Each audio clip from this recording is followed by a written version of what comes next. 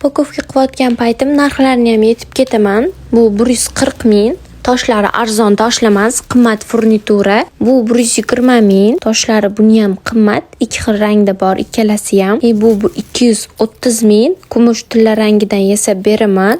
Bu 160 ming. Buni xohlagan rangingizda zakaz bersanglar bo'ladi.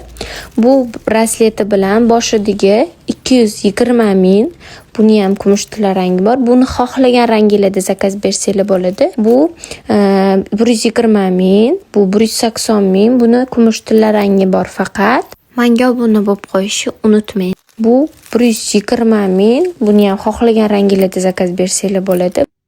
Brasletimiz 80 ming, kumush tilla rangidan bor. Yezragi bilan bu tilla qoshimiz 220 ming.